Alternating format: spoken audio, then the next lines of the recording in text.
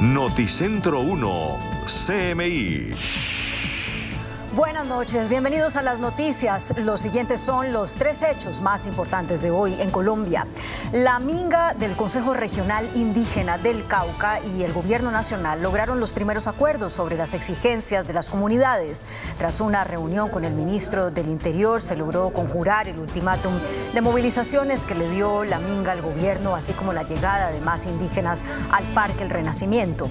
Hay un primer acuerdo sobre territorios ancestrales y se espera que en las próximas horas el presidente Petro se reúna con la minga para escuchar sus demandas.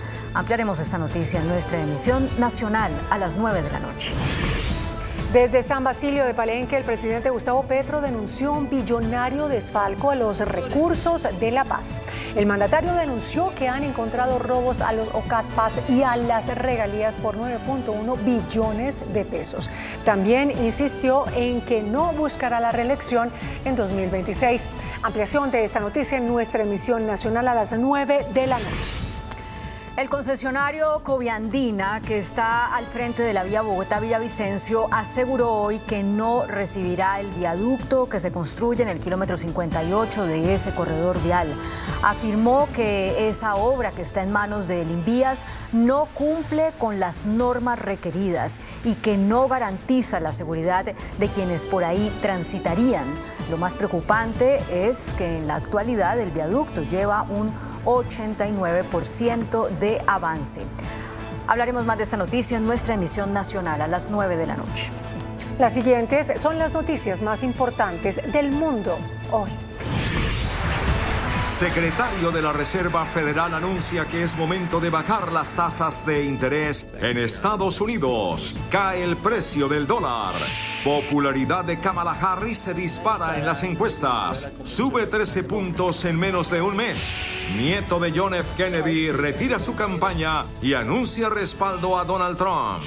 Fiscal de Venezuela abre proceso a Edmundo González por desacato y usurpación de funciones.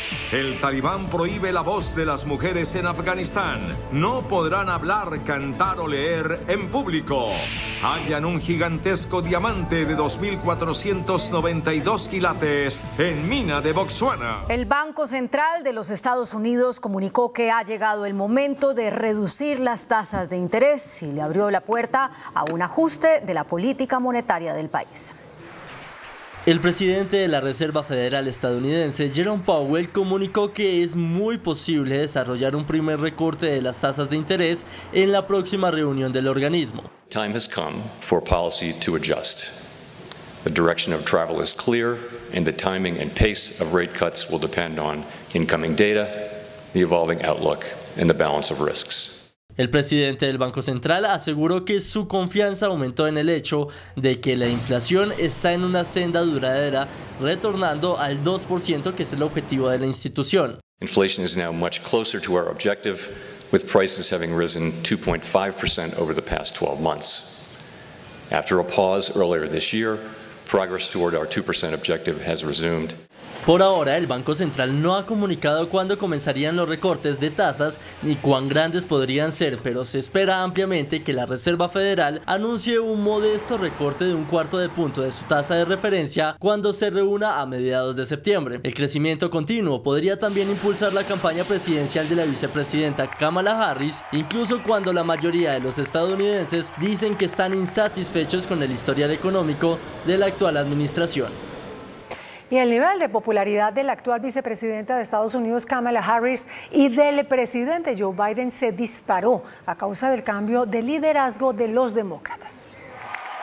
La opinión de los estadounidenses sobre la vicepresidenta Kamala Harris ha mejorado notablemente en una nueva encuesta de Gallup realizada antes del inicio de la Convención Nacional Demócrata. Los índices de aprobación y favorabilidad de Harris se han visto impulsados en gran medida por las valoraciones positivas casi unánimes de los demócratas, pero también por las valoraciones de los independientes. La calificación favorable de los estadounidenses hacia Harris ha aumentado 13 puntos porcentuales desde junio, hasta llegar a un 40%. 47% y en el 93% de los demócratas, mientras que en los independientes es del 41% y de los republicanos es del 5%. Por su parte, Biden ha experimentado un aumento de 7 puntos en su índice de aprobación de la gestión hasta alcanzar el 43% desde julio, cuando se encontraba en el punto más bajo de su presidencia. Si bien esto supone una mejora significativa para Biden, su índice sigue estando por debajo del umbral del 48%.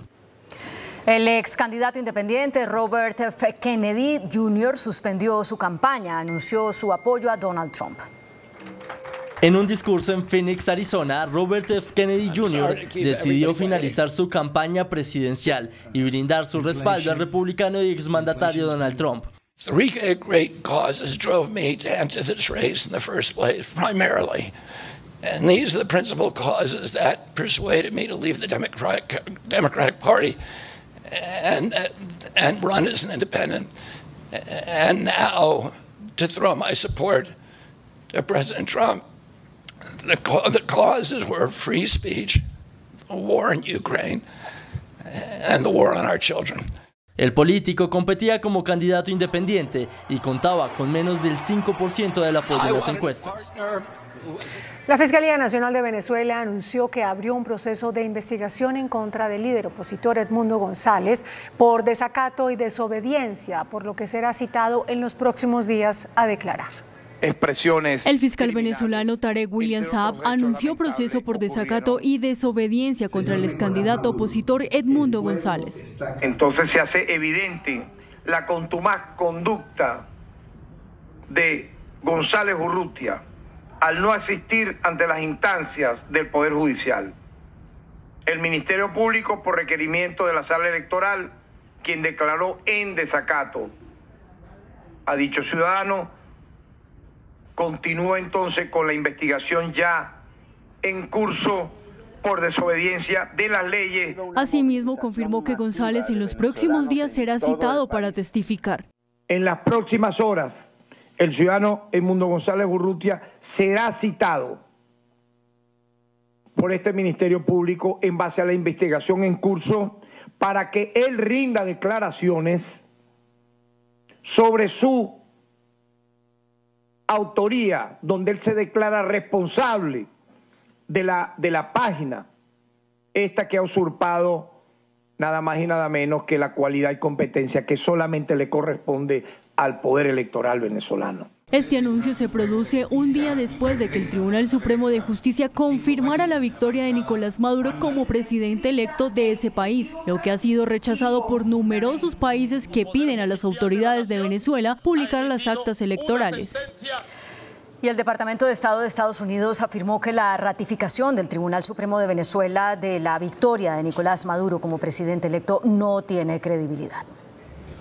El gobierno de los Estados Unidos consideró que la ratificación por parte del Tribunal Supremo de Justicia venezolano, controlado por el chavismo, de la victoria de Nicolás Maduro en los comicios presidenciales no tiene credibilidad. Esta sentencia carece de toda credibilidad, dada la abrumadora evidencia de que González fue el candidato más votado el 28 de julio. El Departamento de Estado reiteró que la voluntad del pueblo venezolano debe ser respetada. Las actas electorales de distrito, verificadas de forma independiente y disponibles públicamente, muestran que los votantes venezolanos eligieron a Edmundo González como su futuro líder. La voluntad del pueblo venezolano debe ser respetada. Además, que es el momento de que los partidos venezolanos inicien conversaciones sobre una transición respetuosa y pacífica de conformidad con la ley electoral venezolana y los deseos del pueblo venezolano. 11 países de América y la Organización de Estados Americanos rechazaron el fallo del Tribunal Supremo de Justicia venezolano al confirmar la reelección de Nicolás Maduro. En un comunicado conjunto, 11 países de América rechazaron la decisión del Tribunal Supremo de Justicia de Venezuela, que ratificó la victoria de Nicolás Maduro. Los países, entre los que se encuentra Estados Unidos, exigen la publicación de las actas electorales para reconocer la victoria del mandatario. Rechazamos categóricamente el anuncio del Tribunal Supremo de Justicia de Venezuela, que el día de ayer indicó haber concluido una supuesta verificación de los resultados del proceso electoral del 28 de julio, emitidos por el Consejo Nacional Electoral y que pretende convalidar los resultados sin un sustento emitidos por el órgano electoral. Asimismo, la OEA rechazó rotundamente el fallo del tribunal en el que certifica el material electoral supuestamente peritado y convalida la victoria de Maduro como presidente electo. Por su parte, el gobierno de Venezuela tildó de cómplices violentos a los 11 países americanos. La República Bolivariana de Venezuela rechaza en los términos más enérgicos el grosero e insolente comunicado de los gobiernos. Pretenden continuar violando el derecho internacional, cometiendo un acto inaceptable de injerencia en asuntos que solo competen a los venezolanos. Los talibanes prohibieron el sonido de la voz de las mujeres en los espacios públicos de Afganistán. Los talibanes en el gobierno de Afganistán han ratificado una ley de moralidad que endurece la represión contra las mujeres. Esta norma incluye medidas como la prohibición de que se escuchen sus voces en espacios públicos y de que sus rostros se vean en la calle, los cuales tendrán que estar cubiertos bajo el velo integral, por lo que la directora de la Oficina de Naciones Unidas Mujeres en Afganistán analizó el perfil de género de la mujer en la actualidad. To date, no woman in Afghanistan has a leadership position anywhere that has influence politically, either at national or provincial level. When women are engaged in the Taliban's structures, their roles are largely to monitor compliance of other women with their discriminatory decrees. Se trata de la primera declaración formal de leyes sobre el vicio y la virtud desde que el grupo fundamentalista tomase el poder por la fuerza en agosto del año 2021. El primer ministro indio Narendra Modi instó al presidente de Ucrania, Volodymyr Zelensky, a dialogar con Moscú. En medio de una visita a Kiev, Modi se ofreció a actuar como mediador con el fin de lograr una tregua con Rusia y así ponerle fin a la guerra. El ejército de Ucrania confirmó haber avanzado 2 kilómetros en Lugansk, que es un territorio ucraniano controlado por Rusia, luego de un contraataque sorpresa. En un sorpresivo contraataque del ejército ucraniano, este reivindicó la destrucción de decenas de piezas del equipo militar y la neutralización de más de 300 soldados rusos, permitiéndole a la fuerza militar de Ucrania adentrarse 2 kilómetros en el territorio controlado por Rusia en la región de Lugansk al este. Por otro lado, en un depósito de petróleo en Rusia se evidenciaron enormes nubes de humo y grandes llamas. El incendio fue provocado por un ataque con un dron ucraniano. Francotiradores de la Guardia Nacional rusa abatieron a 4 reclusos tras un amotinamiento en una prisión de ese país. El Servicio Penitenciario Federal declaró que 4 reclusos habían tomado como rehenes a 8 guardias como prisioneros y apuñalaron a 4 de ellos hasta causarles la muerte mientras declaraban lealtad al grupo Estado Islámico. Tras esto fueron abatidos por los francotiradores de la Guardia Nacional. La Administración de Alimentos y Medicamentos de los Estados Unidos aprobó nuevas vacunas contra el coronavirus. Estas vacunas fueron diseñadas para atacar la cepa KP2, que es la que ocasiona la mayoría de los casos recientes de la infección. Asimismo, los funcionarios de salud comunicaron la vacunación contra el coronavirus o que la vacunación contra el coronavirus debería ser anual. En Botsuana, África, encontraron un diamante en bruto de 2.492 quilates, el segundo más grande del mundo. Se cree que la enorme piedra es la mayor encontrada desde que en 1905 se descubrió en Sudáfrica el diamante Cullinan de 3.106 quilates. La empresa minera que lo encontró describió el hallazgo como extraordinario y lo celebró como uno de los diamantes en bruto más grandes jamás desenterrados. Fue presentado un robot que ayuda a personas sobrevivientes de accidentes cerebrovasculares en su rehabilitación. Los robots se convierten en entrenadores personales capaces de leer señales cerebrales. Se trata del proyecto Vitalis, basado en programar entrenadores robóticos para ayudar en la rehabilitación de las extremidades superiores de los sobrevivientes de accidentes cerebrovasculares y lesiones cerebrales. El equipo cuenta con dos partes, una diadema y el robot. La primera detecta la actividad cerebral y la segunda responde en tiempo real, proporcionando motivación, retroalimentación y mimetismo. Alrededor del 80% de los sobrevivientes de un accidente cerebrovascular agudo tienen discapacidades que limitan el movimiento de sus brazos. Refuerzos en la preparación física y concentración en aspectos tácticos ocupan la agenda de la Selección Colombia a solo una semana de su debut en la Copa Mundo Sub-20 femenina. Ya les contamos. Victoria's Secret incluye un nuevo ángel en su fashion show. En instantes los espero con esta modelo que hará vibrar al famoso desfile de lencería. Los espero.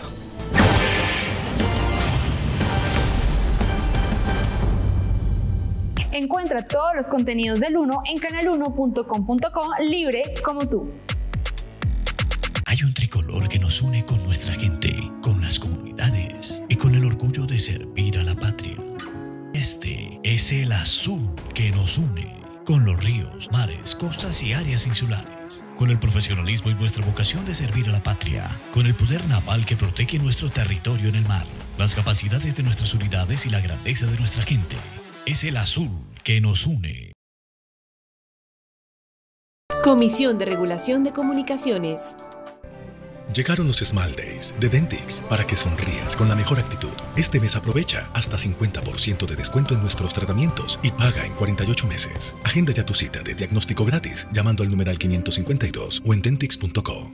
¿Tienes un comentario, queja o sugerencia sobre nuestra programación? Entonces comunícate con el defensor del televidente del Canal 1. Estamos para escucharte. Este es el espacio de todos ustedes, nuestros amables televidentes.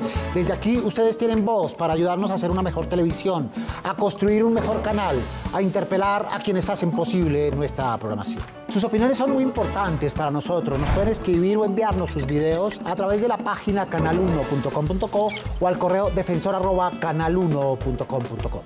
Tenemos una cita todos los sábados a las 7 en punto de la mañana para hablar de los temas que ustedes nos proponen. Aquí nos vemos para que conversemos. En el Ahorratón Metro aprovecha del 24 al 25 de agosto. 30% de descuento en ropa interior para toda la familia o 40% para inscritos a puntos en COSUD. Hola, muy buenas noches. A solo una semana del debut ante Australia, la Selección Colombia femenina se concentra en trabajos físicos y tácticos para enfrentar como anfitriona la Copa Mundo Sub-20. 8 días restan para el debut de la Selección Colombia en el Mundial Femenino de Fútbol Sub-20. Llega como una de las favoritas la selección anfitriona, que cuenta con el 80% de jugadoras que fueron subcampeonas del pasado Mundial Sub-17. Así hablan de la preparación.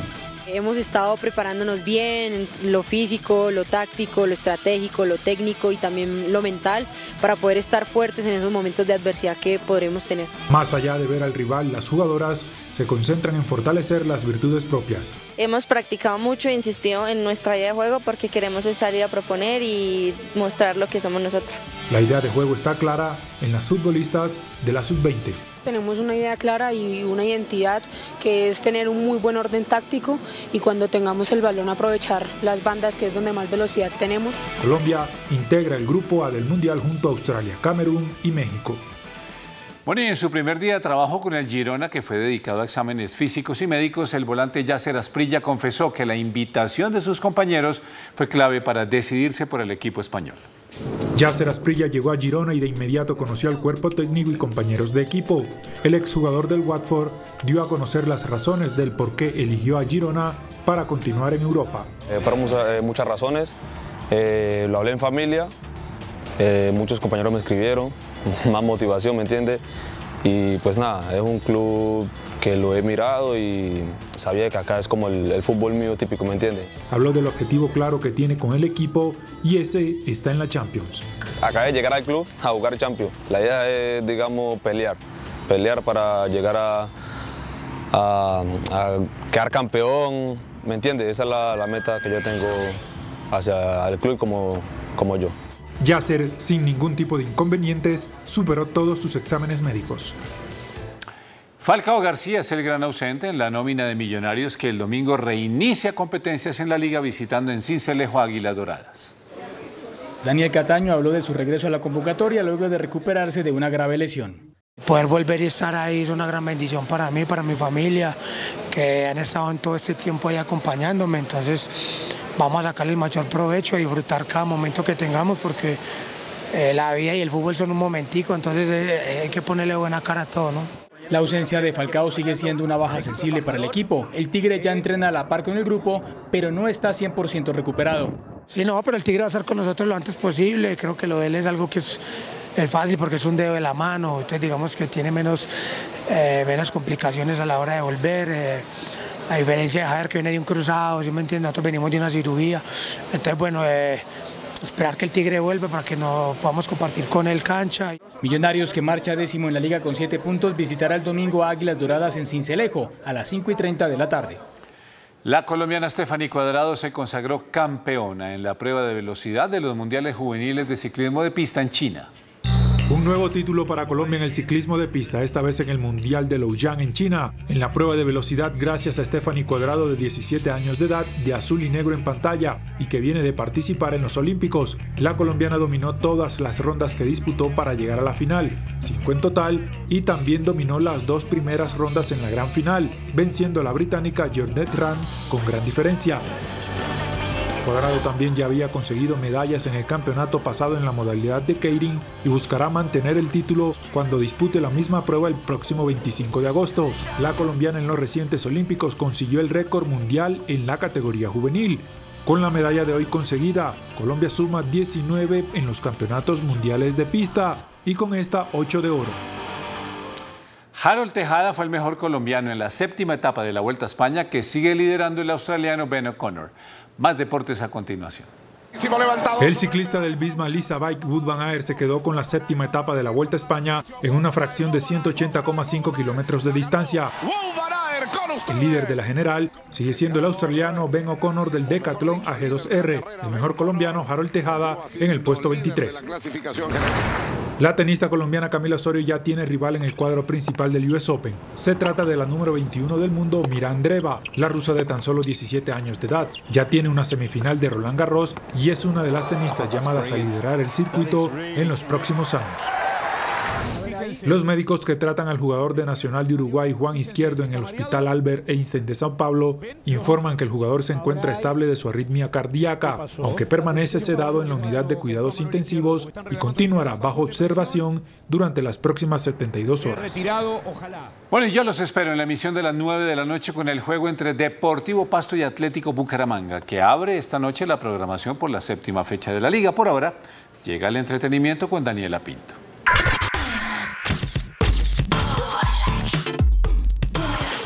Feliz viernes para todos. Los saludo desde el Museo de Bogotá y desde aquí iniciamos hablando de los ángeles de Victoria's Secret, pues la famosa firma de lencería presentó a su nueva modelo, la cual estará en su fashion show de fin de año. Y aquí se las presentamos. Taylor Kill, Grace Elizabeth, Mayowa Nicolás, David García, Paloma Elselzer, Behati Prislow y ahora Iman Hammam. Esta última es la más reciente modelo que ha sido elegida para participar en el nuevo show de lencería de Victoria's Secret. La alemana será una de las estrellas de este desfile, que está enmarcado en una estrategia para recuperar los años dorados de la firma. Todo indica que el desfile, además de contar con sus angelitos, será más grande y mejor de lo que se ha visto hasta ahora. Será una celebración a la moda de Victoria's Secret de hoy día. Según sus organizadoras, todas las mujeres del mundo estarán representadas en pasarela.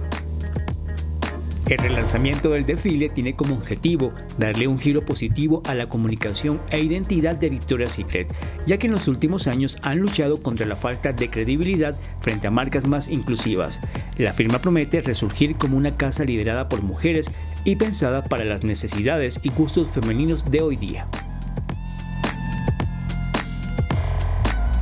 Y en otras noticias, les cuento que este domingo 25 de agosto se realiza una nueva edición de la Caminata de la Solidaridad por Colombia, aquí en Bogotá, y el Canal 1, por supuesto, se suma a esta iniciativa. La tradición más vibrante de Colombia está de regreso con más fuerza que nunca. Les hablo de la Caminata de la Solidaridad, que ya calienta motores para su edición 46 este domingo 25 de agosto. Esta edición va a estar demasiado interesante porque vamos a tener 3 grandes momentos. Uno de ellos es la carrera atlética, que va a suceder en el Parque Simón Bolívar, y una vez finaliza empata directamente ya con todo el recorrido del desfile, que va a suceder en 1 kilómetro, saliendo desde Palacio de los Deportes y llegando a Parque Simón Bolívar, y allí va a iniciar alrededor de las 11:30 de la mañana un concierto espectacular que esperamos que no se vayan a perder. Lo que pasa realmente no pasa este día, pasan los 365 días después de este gran evento, donde conseguimos todos esos recursos que nos van a permitir generar la sostenibilidad de todos estos programas y proyectos sociales. Los participantes ya reclaman sus kits para vivir una jornada llena de emoción, deporte y música. El evento iniciará con la emocionante carrera atlética Siente la Vibra, además de un gran desfile con 20 comparsas, 10 carrozas y batucadas. Vamos a tener a lo largo de todo el festival, de todo este gran concierto, alrededor de 13 artistas. Uno de los más importantes es Franci, también va a estar John Alex Castaño, la 33, 250 de Joselito, Pasabordo, Alquilados y muchos más. Esperamos que no se pierdan de verdad este gran momento. La jornada culminará con el esperado Festival de Música Siente la Vibra. Canal 1 se une a esta gran experiencia para disfrutar, compartir y apoyar a la niñez colombiana. Y les cuento que Bogotá se prepara para recibir más de 200 carros clásicos y antiguos, que harán parte del gran desfile que se tomará las calles de la capital colombiana. Alrededor del mundo, muchas personas han llevado más allá su pasión por los carros, a tal punto de convertirse en coleccionistas, un área en la cual se mezclan conocimientos de diseño, mecánica, ingeniería, belleza y más. En Bogotá se encuentra el mayor número de exponentes de este estilo de vida, joyas rodantes que han estado guardadas y que ahora serán admiradas por todos gracias al desfile de autos clásicos y antiguos, una actividad que convertirá a la capital colombiana en el museo abierto e itinerante más grande del país. Nos dimos cuenta que Bogotá tiene la colección de carros antiguos más grande del país, pero los carros todos están encerrados. Entonces los coleccionistas fueron y nos dijeron, venga, uno tiene carros para mostrárselo a la gente, para que la gente lo palpe, lo vea, y todo el esfuerzo que hacen de mantenerlo.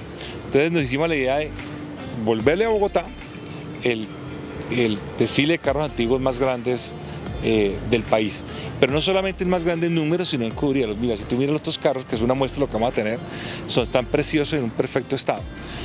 Vamos a tener carros como el que usó Luis Carlos Galán, Jorge Eliezer Gaitán, Alfonso López.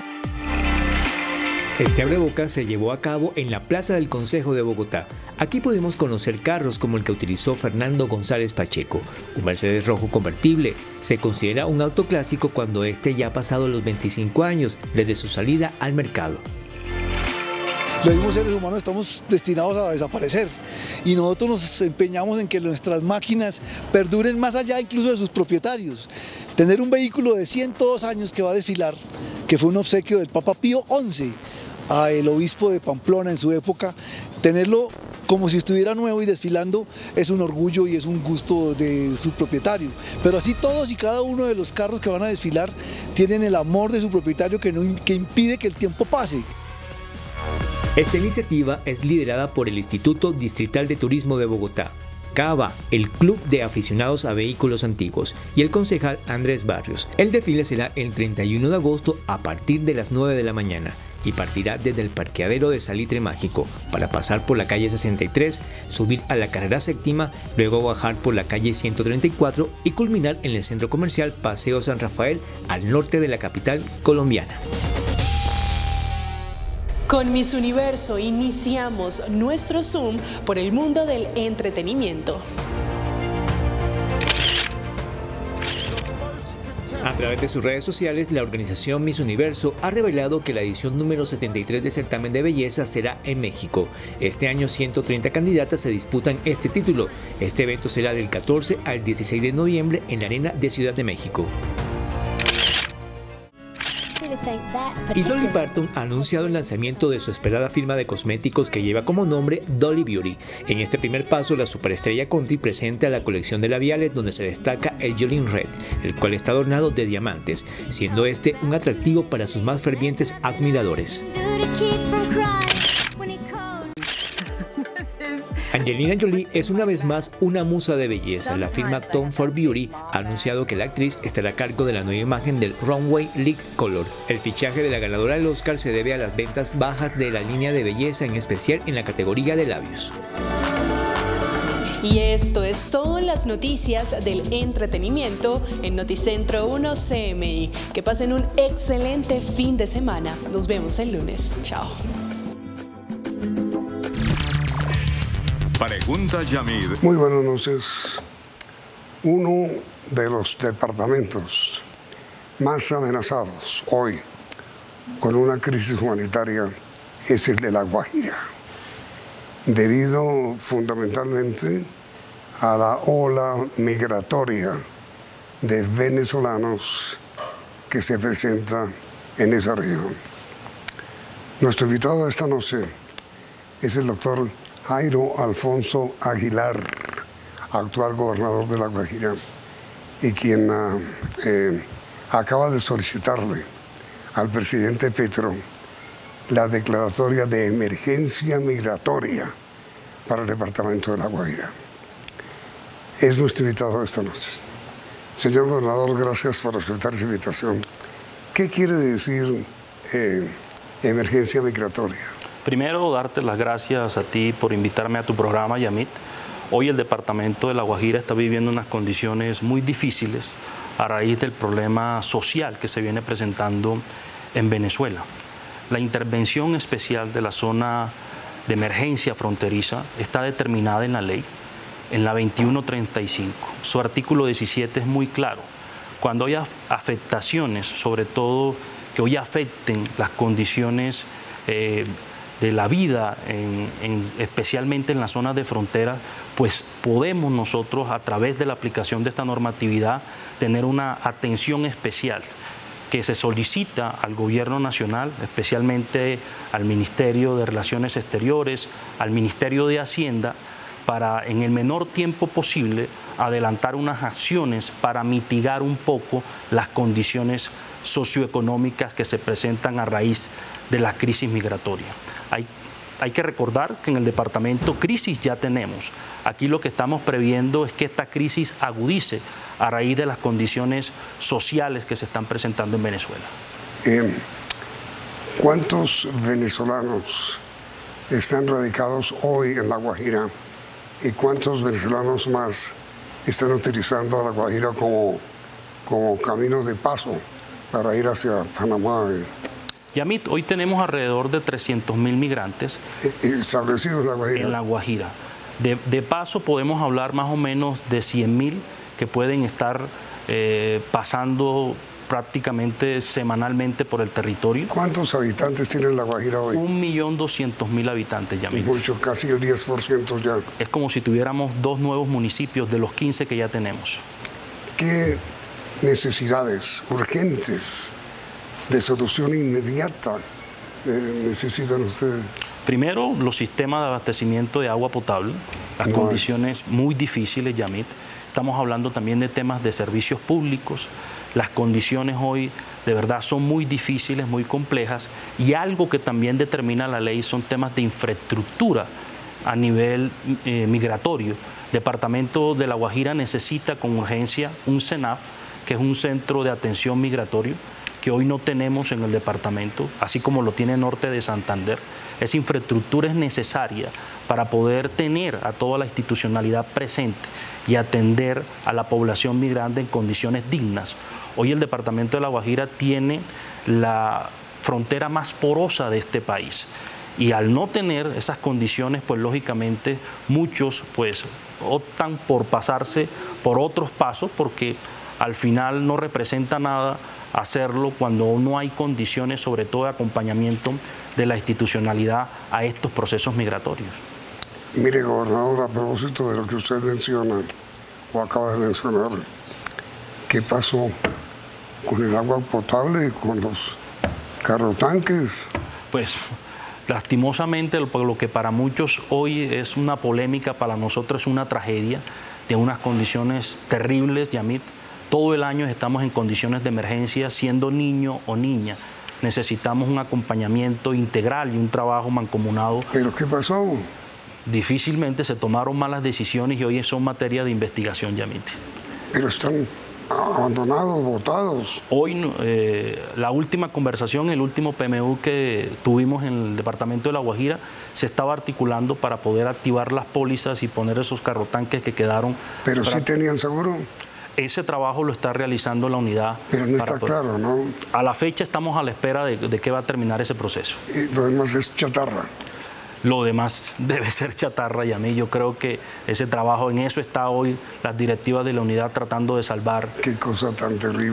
Muy duro para nosotros. Desde el primer día hicimos el llamado reiterativo que eso no iba a funcionar. Por eso lo que le hemos pedido hoy al gobierno nacional es que se nos escuche para que se tomen las decisiones pertinentes en estos casos.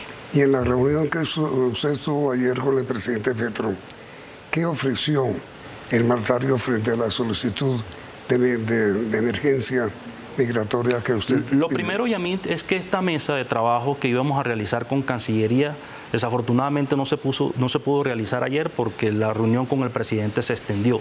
Muchos de los gobernadores, entre ellos los que tomaron vocería en diferentes temas, en el caso migratorio habló el gobernador Juvenal, y quedó plasmado unos compromisos y es unas mesas de trabajo con consejerías de las regiones para tomar las decisiones pertinentes a este tema, sobre todo en temas presupuestales, Yamit.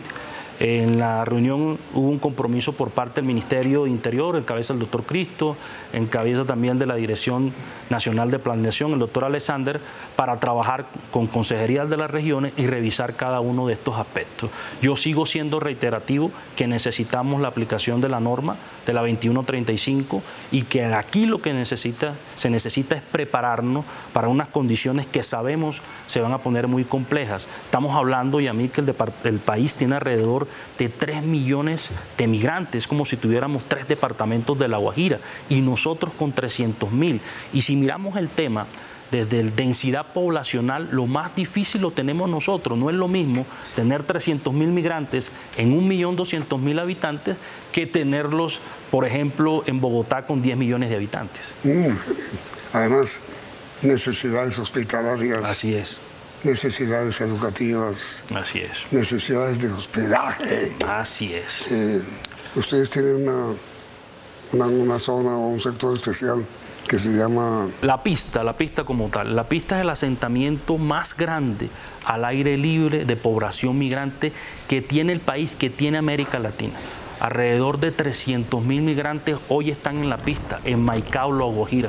¿300.000? Alrededor de 13.000 migrantes hoy están en la pista. ¿13.000 o 300.000? No, 300.000 migrantes tiene el departamento de La Guajira, 13.000 tiene el asentamiento de la pista. ¿Y quién atiende a esta población? La institucionalidad, pero como lo he dicho, aquí para poder afrontar esta crisis necesitamos brindarle todas las capacidades.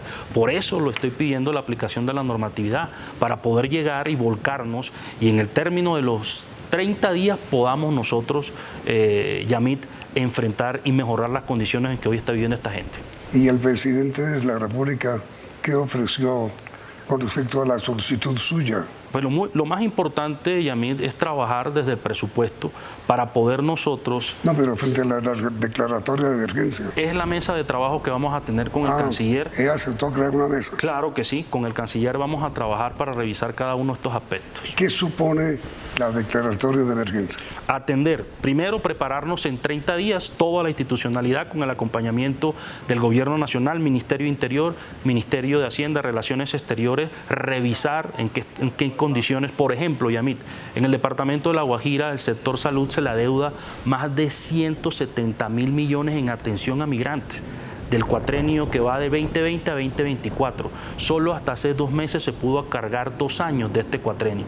Es imposible. En el sector educativo hemos recibido alrededor de 40.000 niños en nuestra infraestructura educativa y en no educativa.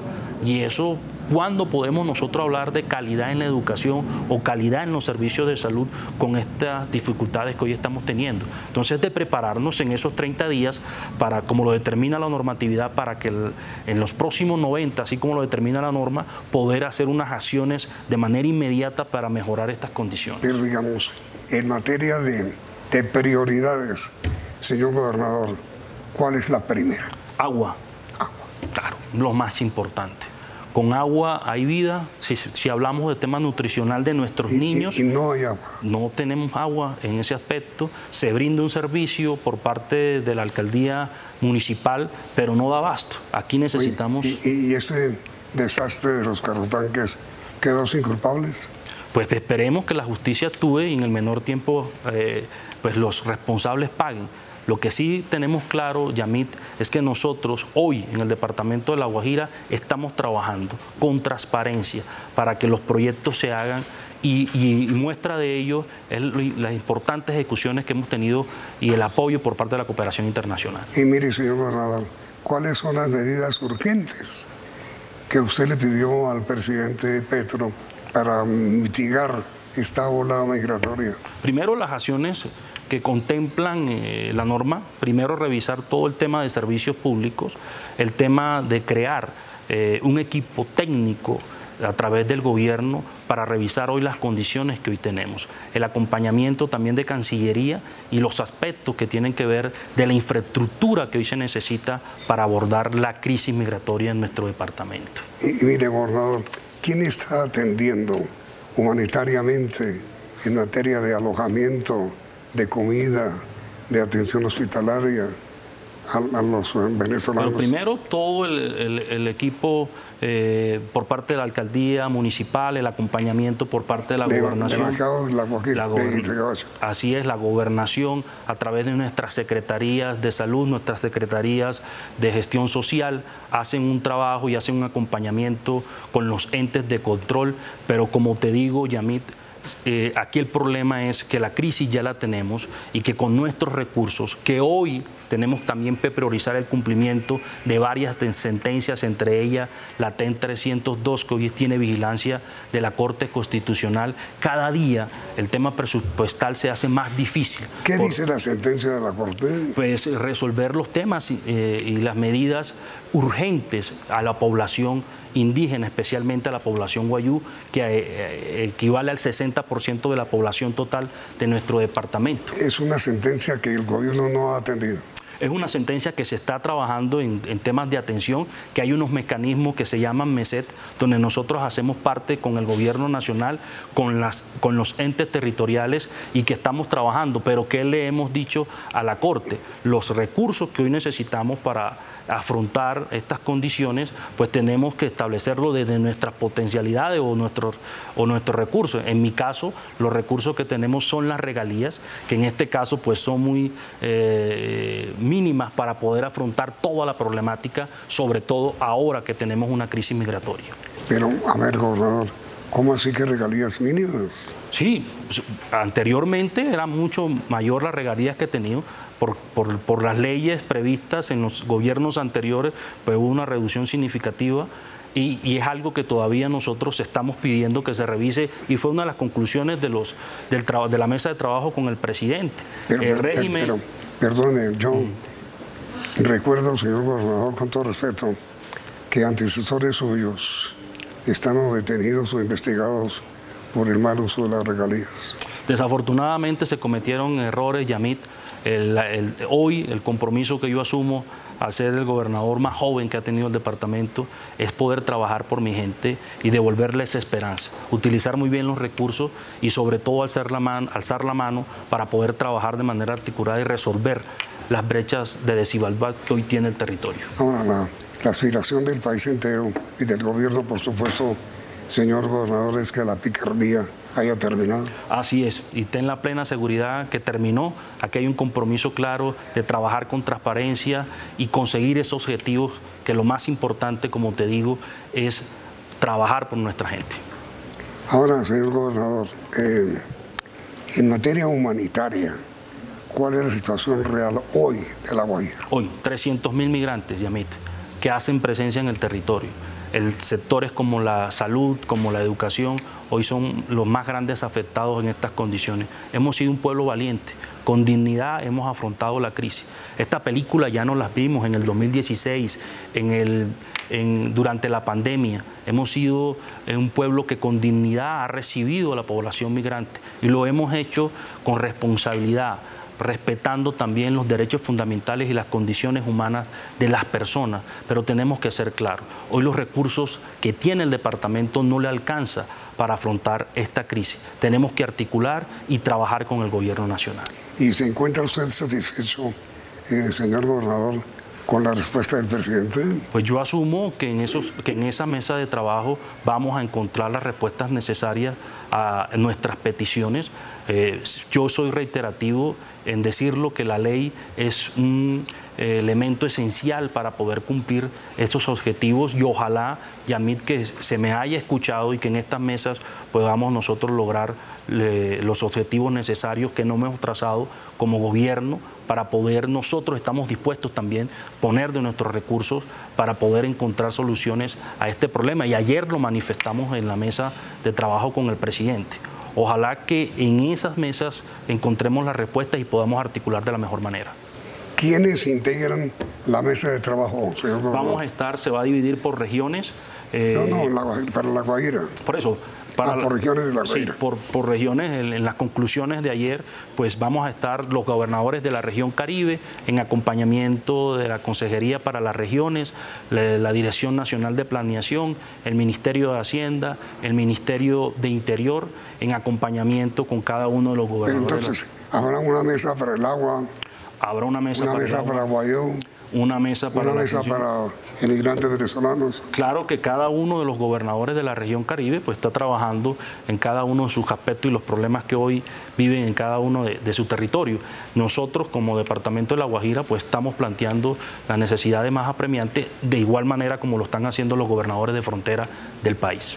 ¿Y usted, gobernador, ha encontrado de parte de sus colegas de la región Caribe y de parte del presidente Petro en la reunión de ayer una adecuada respuesta? Sí, nosotros como región Caribe estamos trabajando unidos, Yamit, haciéndole frente a múltiples problemas que hoy tiene la región Caribe, especialmente en los temas de energía que tú bien conoces. Desde la RAT estamos unidos en un mensaje claro, sobre todo en la constitución de una empresa energética, para podernos hacer nosotros también competitivos y hacerle frente a los problemas de generación. Ahora, mire, señor gobernador, ¿hasta dónde será posible que con las medidas que se adopten en estas mesas de trabajo que se han acordado crear, hasta dónde será posible la solución para tantos problemas que afronta La Guajira? Lo primero es reconocer que tenemos un problema, que hay una crisis en el territorio. Que está reconocido. Exacto, es lo más importante. De ahí es definir, como lo prevé la normatividad, la ley 2135, y establecer una orden de prioridades en ejecución. Como tú bien lo dijiste, lo más importante es el agua. Si podemos nosotros, de esos recursos que hoy están destinados para el departamento de La Guajira, con el apoyo de los recursos que hoy tenemos nosotros del departamento, pues comenzaremos a cumplir en atención a ese objetivo. Estamos haciendo cosas importantes, Yamit, trabajando con la cooperación internacional, donde ha habido respuestas interesantes, sobre todo en los más de 40 proyectos que hoy estamos ejecutando, pero necesitamos de más recursos para afrontar sobre todo la crisis migratoria. Ahora, mire, señor gobernador, le confieso que yo fui en vida del presidente López muy amigo de él, y muchas veces dialogábamos sobre el vallenato. Quiero conversar con usted en estos últimos 5 minuticos sobre el origen del vallenato. Los guajiros y los cesarenses, por no decir valleduparenses, se pelean entre sí el origen del vallenato. El gobernador de La Guajira tiene la siguiente tesis. Pues el acordeón entró por Riohacha, La Guajira, y se estableció en Villanueva. Por eso el Festival de Villanueva se llama Cuna de Acordeones. ¿Por qué sabe usted eso? Pues la historia que siempre nos han contado. Pero ¿cómo se confirma? Pues mis abuelos, principalmente, si hoy el nombre que tiene ese festival es precisamente por eso. Y si hablamos de algo importante, Yamit, Villanueva tiene 4 premios Grammy. Villanueva tiene las 8 familias más representativas del folclore vallenato. Ningún otro municipio en Colombia tiene 8 familias representativas del folclore vallenato. ¿Quién era su abuelo? Mi abuelo era un gran admirador de la música vallenata y era quien me contaba las historias. ¿Guajiro? Guajiro tenía un carro que le puso como nombre Juan Piña, por esa admiración que tenía a la música folclórica o de acordeón, como nosotros la llamamos. La teoría suya, gobernador, es que el vallenato es de origen guajiro. Guajiro, pero si hablamos también del Magdalena Grande, ¿no? Que es Magdalena, sí. Cesar y la Guajira. Pero la música vallenata, el acordeón, entró por el muelle de Riohacha, que es un muelle representativo y es una de las apuestas más importantes que tenemos en nuestro gobierno, volver a mirar al mar por lo que significa. ¿Y cómo es la historia del almirante Padilla? Precisamente, nosotros siempre hemos sido personas como guajiros que siempre hemos mirado al mar. Y en ese momento el almirante Padilla era una barcaza de la Armada que se instaló en Puerto López y le hizo contra a las medidas, sobre todo los temas de contrabando. Por eso la historia dice que el almirante Padilla se puso en Puerto López y acabó con el contrabando. Pero eso no es verdad. Sí, claro, eso sí. Cuenta la historia, claro, y por eso Escalona le hace la canción Almirante Padilla a Tite Socarrás, un gran amigo suyo, de él que se dedicaba a los temas de... ¿Quién es Tite Socarrás? Un comerciante de la región que estaba entre La Guajira y el Cesar, era seguro amigo del maestro Escalona, por eso le compuso esa canción Almirante Padilla. ¿Y por qué el almirante Padilla se llama Almirante Padilla? Precisamente por la barcaza, porque cuando esa barcaza llegó, pues terminó con el tema del contrabando en Puerto López. ¿Y Puerto López todavía existe? Todavía existe. Y recuerdan mucho, por supuesto, al almirante Padilla. Recuerda mucho al almirante Padilla. El almirante Padilla existió. El almirante Padilla existió. ¿Y en dónde está? ¿Se perdió? No sé si todavía hace parte de la Armada, pero bien conoces que el almirante Padilla es por el prócer almirante Padilla, que hoy es la figura más representativa de la Armada en Colombia, guajiro. El almirante Padilla es una de las insignias, de los símbolos históricos de La Guajira. Claro, es nuestro prócer, la figura que más queremos, que representa lo que somos, de ese heroísmo, lo que significó el almirante Padilla, y hoy es la máxima figura representativa de la Armada Nacional. ¿Quién era el almirante Padilla? El almirante Padilla era un guajiro, nacido en Camarones, madre indígena, padre afro, ¿Padre afro? Padre afro. ¿Africano? Afro como llamamos nosotros en el territorio. ¿O ascendiente? Ascendiente, afro. Para nosotros es nuestra máxima figura. Hoy está representado en la estatua, en nuestra plaza Almirante Padilla, en el centro del Distrito Turístico y Cultural Riohacha, capital del departamento de La Guajira. Ahí está el almirante mirando hacia el mar. Precisamente estamos trabajando en un importante proyecto con la Armada para tener su mausoleo y un importante faro. Ahí está. Estamos trabajando en ello. Hoy sus restos reposan en la Catedral Nuestra Señora de los Remedios. Pero digo, el almirante existe. Claro. Está ahí. Con el almirante, el prócer, sus restos reposan hoy en la Catedral Nuestra Señora de los Remedios, en Riohacha, La Guajira. ¿En Maicao? En Riohacha. Ah, en Riohacha. Sí. ¿Y ustedes piensan reconstruirlo? Sí, estamos en un trabajo de manera articulada con el Ministerio de Comercio, con la Armada Nacional, trabajando en un mausoleo y llevarlo en un nuevo malecón. ¿Y para eso tienen todo el apoyo de la Armada? Sí, todo el apoyo de la Armada. El almirante Rosso es uno de los más fervientes seguidores del almirante Padilla. Hoy está al frente de la Armada Nacional. ¿Ah, sí? Sí, claro. ¿Tendrán pues todo el apoyo de él? Tenemos todo el apoyo de él y vamos a cumplir ese objetivo. Esperen la reacción de Valledupar. A ver, intente usted, señor gobernador, y lo hago con máximo respeto con usted y fundamentalmente con la historia cultural riquísima de La Guajira. Así es. Cante un poquito, por favor, señor gobernador. Para mí es un orgullo, Yamit, en estos 403 kilómetros que tiene mi departamento, volver a mirar al mar y que todo el folclore vallenato hoy nos representa. La canción dice: ahí en La Guajira arriba, donde nace el contrabando, el almirante Padilla llegó a Puerto López y lo dejó arruinado. ¿Y qué se hizo el Tite Socarrón? Pues yo creo que ya falleció. Ah, no, sí, claro. Sí, claro. Pues estamos hablando del año 40 y pico. Por ahí. Pero ahora creo que era muy amigo del maestro Rafael Escalona. ¿De Escalona? Sí. ¿Y Escalona inmortalizó? Se inmortalizó. Contando muchas historias de nuestra tierra. Pero ¿Escalona conoció al almirante?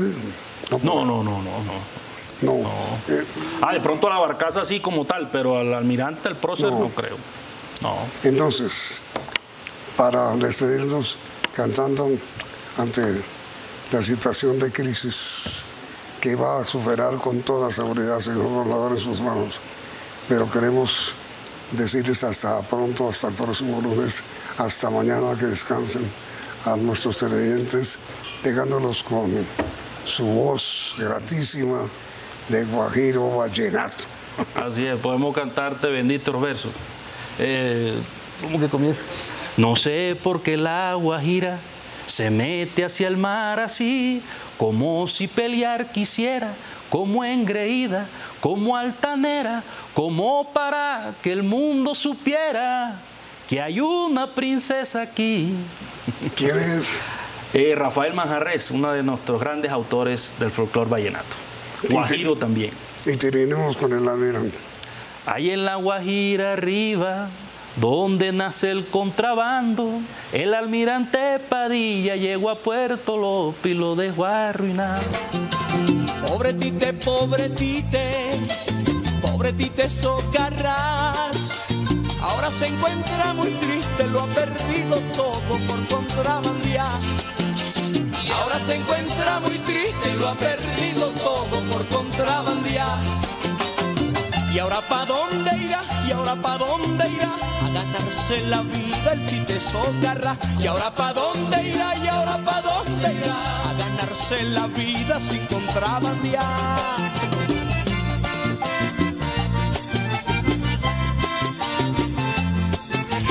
CMI presentó Pregunta a Yamid. Acuerdo del gobierno con la Minga. Indígenas esperan visita del presidente Petro.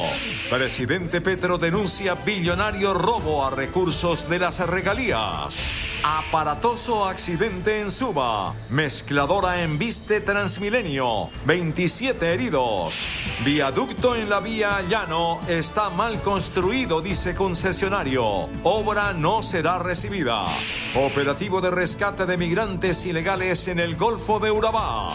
Preocupación de Amnistía Internacional por avalancha de migrantes venezolanos hacia Colombia. Gobernador de La Guajira pide declarar la emergencia económica en su departamento. Millonaria inversión en inteligencia para contrarrestar extorsión en el Atlántico. Consejo Electoral reactiva investigación a campaña Petro Presidente. Gobierno adopta primeras medidas para enfrentar escasez de gas en 2025. 1,5 millones de personas ya presentaron su declaración de renta, revela la DIAN. Iniciamos nuestra segunda hora de noticias. Esta noche se logró el primer acuerdo entre el gobierno nacional y la minga indígena que llegó a Bogotá. En este momento se instalan las mesas técnicas en las que se abordará la ruta para atender las peticiones del Consejo Regional Indígena. William Parra, buenas noches. Él está con los voceros de la minga. Detalles del acuerdo, William.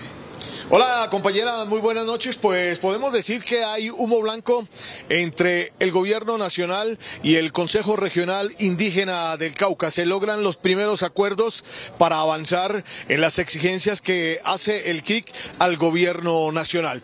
A esta hora nos acompaña el consejero mayor del Consejo Regional Indígena del Cauca, Joe Sauca, y con él vamos a hablar sobre estos primeros acuerdos que se logran entre las dos partes, la minga indígena y el gobierno nacional. Mayor, ¿cuáles son esos primeros acuerdos y qué va a pasar a partir de ahora? Bueno, un primer momento es el gran avance sobre la concertación de un instrumento que permite a los pueblos y las comunidades indígenas avanzar sobre el tema de la Autoridad Territorial Económico-Ambiental. Ha sido un paso histórico y esperamos que se pueda protocolizar en cabeza del señor Presidente de la República, que es el mensaje que enviamos en este momento de que la Minga sigue a la espera de el día, la hora, para hacer ese encuentro puntual. Justamente, Mayor, eso lo quería preguntar. Ustedes habían dicho que estaban dando una especie de ultimátum al presidente para que viniera hoy. ¿Qué ha pasado? ¿Qué le dijeron? ¿Siguen esperando la hora y el día para que el presidente haga presencia acá? Bueno, hay que recordar que nosotros enviamos un documento formal al señor presidente, no habíamos tenido respuesta, por tanto la Minga de manera respetuosa coloca una hora para el punto de encuentro. Efectivamente, después del anuncio hubo una conversa directa en cabeza del señor ministro del Interior, Juan Fernando Cristo, en la cual se establece una ruta política y se empieza a trabajar el camino para allanar el ejercicio de encuentro con el señor presidente de la República. La Minga permanece todavía aquí hasta que se cumpla ese contrato. Es la decisión de la Minga sostenerse, queremos esa conversa política con el señor presidente, resaltamos y valoramos la capacidad de diálogo y de resolución. Se van a retomar el día de mañana en la jornada varias mesas con las peticiones establecidas. Esperamos que podamos dar un gran avance en los temas de la transición al CISP, en el tema de salud, avanzar con el tema territorial, avanzar con el tema de paz y derechos humanos y poder abarcar el tema del punto de la COP16, que es fundamental para los pueblos indígenas. Entonces ya hay una ruta establecida y esperamos que en el ánimo de haber venido pacíficamente a este escenario, pues podamos continuar con buenos resultados para las comunidades. Mayor, muchísimas gracias. Es el integrante del Consejo Regional Indígena del Cauca, el mayor Joe Sauca, hablando justamente de estos puntos de acuerdo entre el gobierno nacional y la Minga indígena. Compañeras, continúen usted con más Noticentro 1 CMI. William, gracias, feliz noche. Y desde San Basilio de Palenque, Bolívar, el presidente Gustavo Petro denunció un billonario desfalco en los recursos para la paz provenientes de las regalías que podría superar los 9 billones de pesos.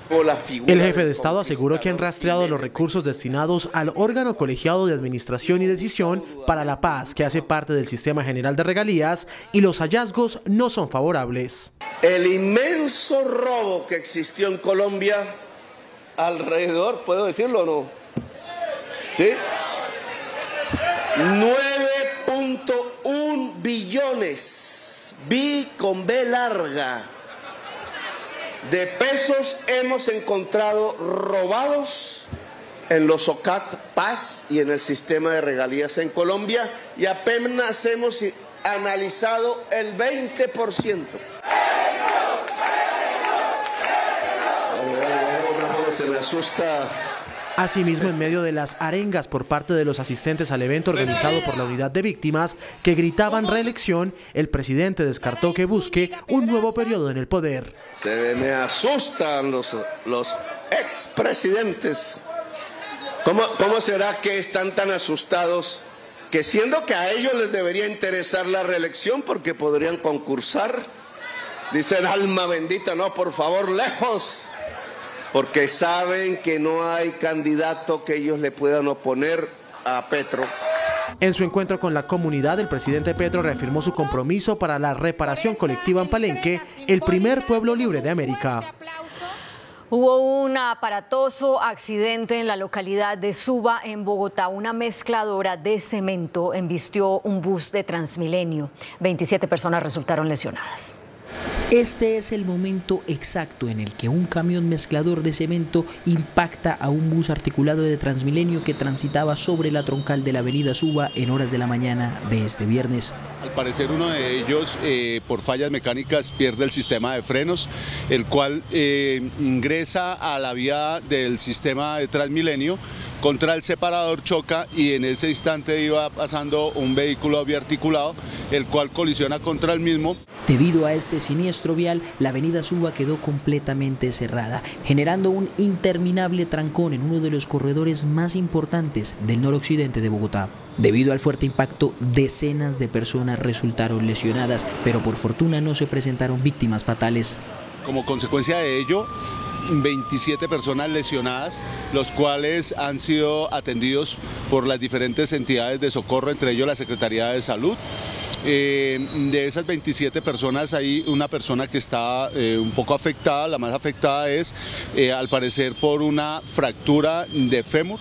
Las autoridades de tránsito de Bogotá aún continúan en las indagaciones para determinar cuáles fueron las causas que generaron este grave siniestro vial. Las labores por parte de los organismos de socorro para retirar los 2 carros de la vía se extendieron por más de 8 horas, complicando la operación del sistema de Transmilenio y, por supuesto, todo el tráfico de la localidad de Suba, en Bogotá.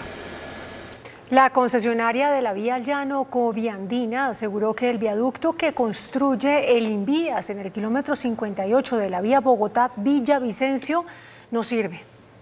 La concesionaria Coviandina, encargada de la vía Bogotá-Villavicencio, informó que el viaducto en construcción en el kilómetro 58 no cumple con las normas establecidas por el Invías. Está con unas pendientes muy fuertes a la salida del puente en el lado de Guayabetal, lo cual para nosotros nos parece un peligro muy grande para todo el tráfico y para los ciudadanos de Guayabetal porque sale prácticamente en el pueblo. Asimismo, la concesionaria Coviandina anunció que no recibirá el viaducto debido a estas irregularidades, obra que completa ya el 89% de su construcción.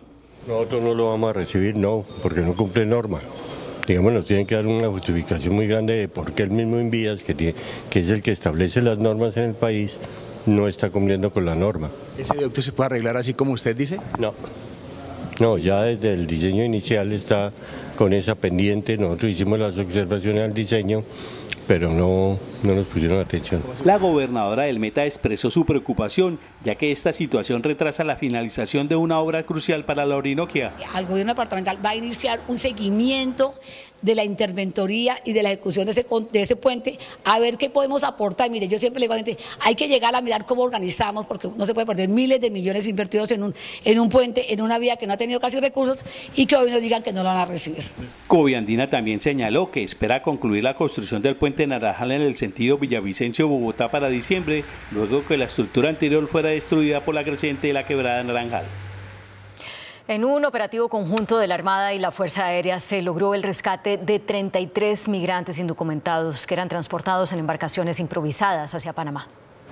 En el Golfo de Urabá, la Armada de Colombia salvaguardó la vida de 33 personas que eran transportadas de forma irregular. Los rescatados, que provenían de países como Afganistán, Ecuador y Venezuela, se movilizaban con destino a Panamá. El operativo de la Armada se presentó en horas de la madrugada de este viernes. Marinos de Colombia detectaron las 3 embarcaciones donde se movilizaban de manera sospechosa por aguas del Golfo de Urabá.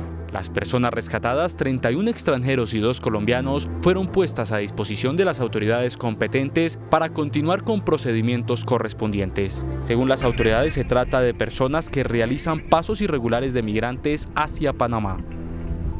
Según Amnistía Internacional, las elecciones del pasado 28 de julio en Venezuela desencadenaron una nueva preocupación por el posible aumento del flujo migratorio hacia Colombia, así como la vulneración de los derechos humanos de los migrantes en el país. En un panel de expertos, Amnistía Internacional puso sobre la mesa la crítica situación de derechos humanos en Venezuela y las violaciones que se han registrado tras las pasadas elecciones, lo que podría afectar directamente a Colombia y a otros países en la región. Esta escalada de la profundización de esta crisis, sin lugar a dudas, también representará un riesgo eminente para miles de personas que lamentablemente también tendrán que tomar la decisión de cruzar la frontera para buscar seguridad, protección. En su informe, Amnistía Internacional lamenta la precariedad de condiciones en que viven los migrantes venezolanos en Colombia, generando vulneración a sus derechos humanos. Acceso a una vivienda digna, acceso a agua potable, acceso a educación para niñas, niños y adolescentes, acceso a fuentes de empleo formal. Los organismos protectores de derechos humanos reconocen el desafío que enfrenta el país al ser el tercero en el mundo en recibir a migrantes en búsqueda de protección. Hacen un llamado a la comunidad internacional para tomar acciones y proteger a los venezolanos. Y pues justamente el gobernador de La Guajira, Jairo Aguilar Duque, pidió al gobierno la declaratoria de la emergencia económica en su departamento para atender a los migrantes que están llegando a la región.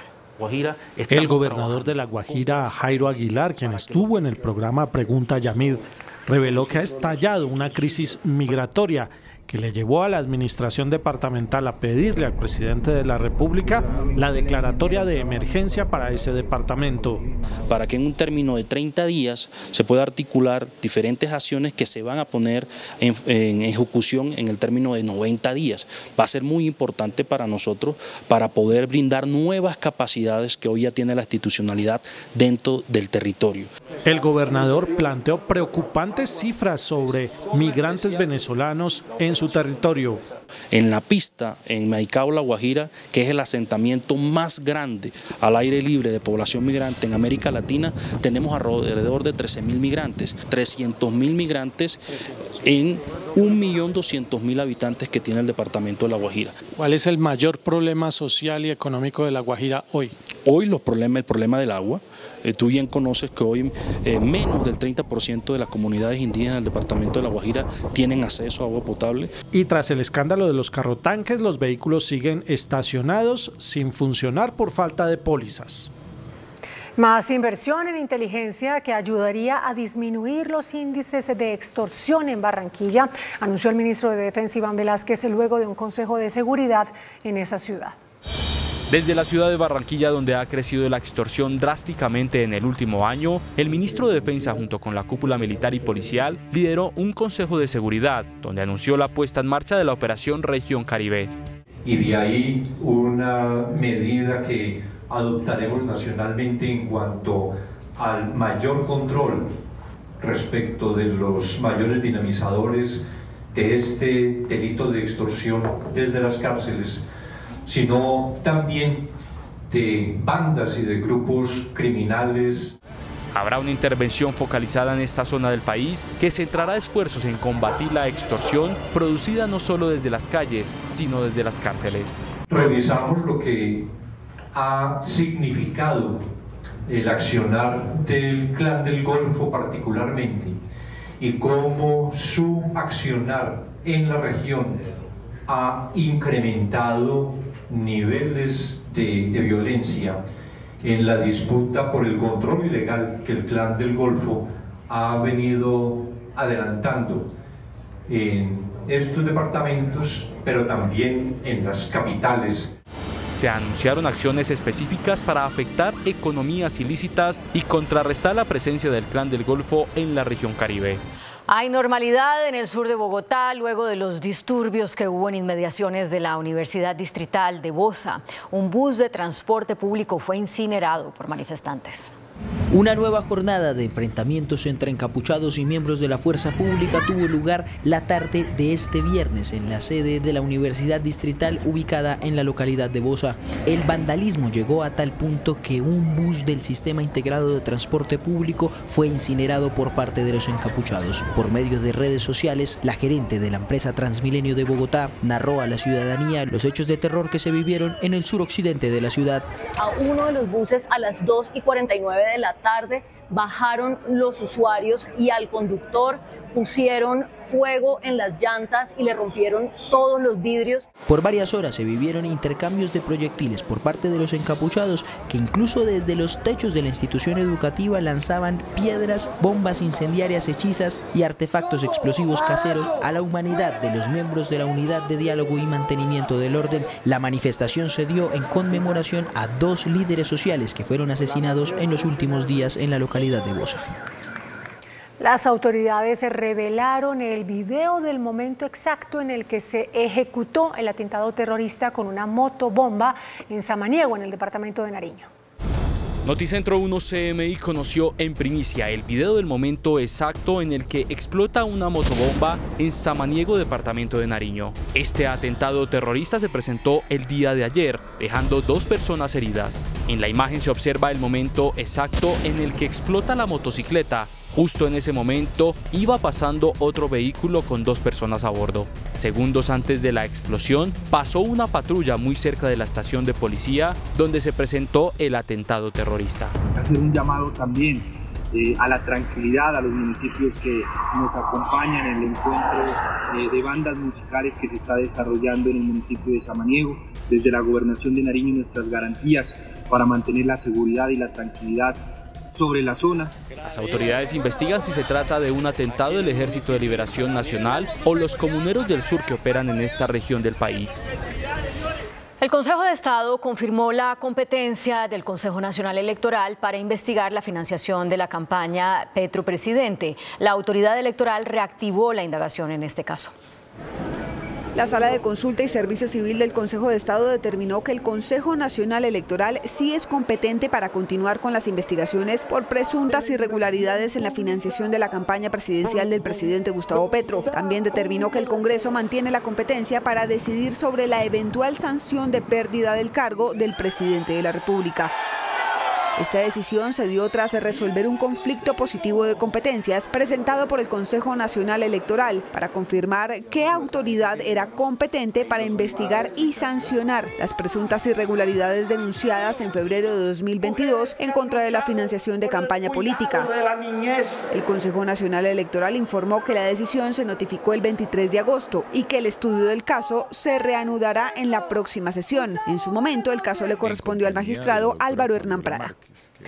Un juez condenó a 12 años y 5 meses de prisión al ex subdirector del DAS, José Miguel Narváez, por tortura psicológica contra la periodista Claudia Julieta Duque. El fallo pide a la Comisión de Acusación de la Cámara que determine si hay mérito para investigar por los hechos al expresidente Álvaro Uribe. A 12 años de prisión fue condenado por medio de esta sentencia el exsubdirector del extinto Departamento Administrativo de Seguridad DAS, José Miguel Narváez.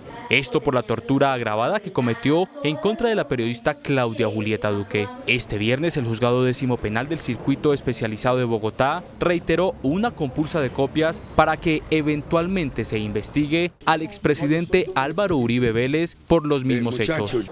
Reiterar en la que dispuso compulsar copias de esta actuación ante la Comisión de Acusación de la Cámara de Representantes con el fin de determinar si había mérito para investigar al expresidente Álvaro Uribe Vélez por los hechos objeto de este proceso. Es importante aclarar que José Miguel Narváez fue condenado por las interceptaciones ilegales, seguimientos y la tortura psicológica en contra de la periodista, quien asesoró desde el año 1999 al colectivo de abogados José Alvear Restrepo. El alcalde de Medellín, Federico Gutiérrez, responsabilizó al presidente Gustavo Petro de lo que le pueda pasar a él o a su familia como consecuencia del recorte en su esquema de seguridad. Con el reajuste de su esquema de seguridad de la Unidad Nacional de Protección, que incluye el retiro de al menos 4 hombres y 2 vehículos, el alcalde de Medellín, Federico Gutiérrez, denunció que su vida está en peligro. Nos llega ya la resolución de la UNP, donde nos desmonta la seguridad a través de la UNP en más de un 50%.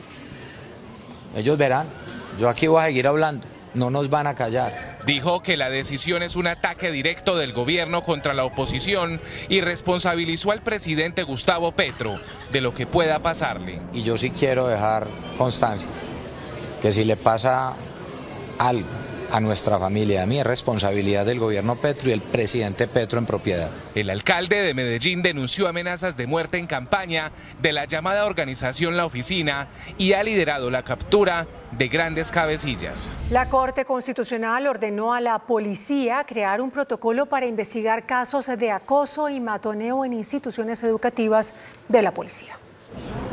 Al estudiar el caso de una estudiante de una escuela de policía que tuvo que dejar la institución al ser víctima de burlas, humillación, acoso verbal y maltrato físico, la Corte Constitucional ordenó a la Policía Nacional crear un protocolo para fortalecer la prevención y la investigación en ese tipo de casos por razones de género que se registran en centros educativos de policía. El abogado penalista Sócrates Saavedra dijo que la decisión es un hito, dado a la relevancia y protección de las mujeres que deciden ingresar a la institución. Obliga a las instituciones educativas, policiales y militares a implementar medidas reales para evitar que se sigan propagando estereotipos de género. La senadora María José Pizarro señaló que la decisión es un paso más para la protección de las mujeres. Obligar a que las instituciones educativas de la policía también sean espacios seguros para las mujeres, seguros y libres de acoso, libres de matoneo. 2 militares fueron capturados porque presuntamente cometieron irregularidades en el manejo de depósitos de armas y municiones. Los soldados pertenecían a la 4ª División y al Comando de Ingenieros y son señalados de concierto para delinquir agravado con fines de tráfico de material de guerra. El Ejército y el CTI de la Fiscalía realizaron las capturas ante el presunto robo de armamento y municiones. El Congreso estudiará un proyecto de ley que busca aumentar de 20 a 50 años la pena de cárcel por delitos relacionados con reclutamiento forzado de menores. Más de 18.000 casos de reclutamiento de menores por parte de los grupos criminales reposan en los estrados judiciales. Con un proyecto de ley buscan que se aumenten las penas para las personas que cometan estos delitos. A quien esté reclutando menores de edad, hoy las penas están alrededor de 23 años, nosotros nos vamos a ir al máximo que son 50. La verdad, eso es un mensaje que le queremos mandar contundente al país. Más de 122 congresistas han firmado el proyecto de ley. Además, el delito no prescribirá, según dice el proyecto de ley. Hemos colocado en uno de los artículos que no puede prescribir esta pena del delito del reclutamiento forzado de menores. Tenemos del 96 al 2016 más de 18.000 menores en esta condición y pues esto tiene que acabar. Esto al final del día es un golpe social, económico muy fuerte para nuestro país. El proyecto iniciará su trámite esta legislatura. Las autoridades rescataron en norte de Santander a una niña de tan solo 6 años que había sido secuestrada en Bogotá. Luego de varios días de permanecer secuestrada por sujetos que aún no se identifican si eran de las disidencias FARC o una banda de delincuencia común, fue rescatada una menor de tan solo 6 años de edad que había sido raptada en la capital del país y que apareció en las últimas horas en norte de Santander. En el momento del operativo del Gaula Militar, encontraron a otras menores de edad donde se encontraba la secuestrada. Es capturada en flagrancia una persona la cual tendría que ver con los hechos. Adicionalmente, en esta vivienda son encontradas otras 2 menores de edad, las cuales también se les restablecen los derechos, colocándolas a disposición del bienestar familiar. Se trataría de un presunto caso de trata de blancas. A la niña la habrían intentado sacar del país. Los indígenas del Cauca que bloquearon la vía panamericana le pidieron al presidente Gustavo Petro que se haga presente el martes en el lugar de la protesta. Advirtieron que si no son escuchados acudirán a las vías de hecho. Desde la ciudad de Popayán, integrantes del movimiento de autoridades indígenas del suroccidente, quienes mantenían bloqueada la vía panamericana entre Popayán y Cali en el sector El Túnel en Cajibío, indicaron que el atentado con un artefacto explosivo que cobró la vida de un civil, quien no hacía parte de la manifestación y dejó gravemente herido a un policía y a 2 civiles más, fue premeditado e iba dirigido hacia la comunidad indígena manifestante. Debieron preparar ese atentado contra nuestro movimiento. Lo rechazamos, venga de donde venga, y asimismo vamos a seguir luchando por fortalecer nuestra autonomía en nuestros territorios. En ese sentido, las comunidades dieron un ultimátum al presidente Gustavo Petro, pues indicaron que si hasta el próximo 27 de agosto no hace presencia en el Cauca para hacer entrega del mencionado decreto, seguirán tomando acciones políticas. El martes acá en el Cauca esperamos al presidente de la República con su voluntad política en el marco de la exigencia y como reparación se nos entregue este decreto. De esta manera, el movimiento de autoridades indígenas del suroccidente continúa en asamblea permanente, esperando el arribo del mandatario nacional en el departamento del Cauca.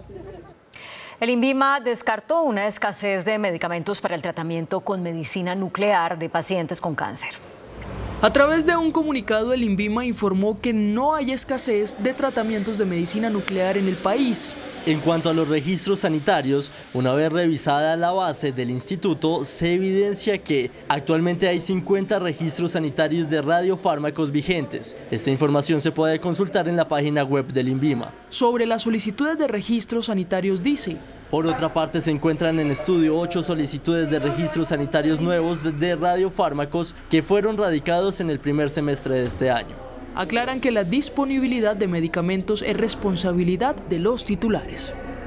En una reunión privada en La Guajira, los codirectores del partido de la U, Alexander Vega y Clara Luz Roldán, postularon al senador Alfredo de Luque como precandidato presidencial de esa colectividad. No descarte ser uno de nuestros candidatos. Las directivas del partido de la U le hicieron el ofrecimiento al senador Alfredo de Luque para que sea precandidato presidencial por esa colectividad.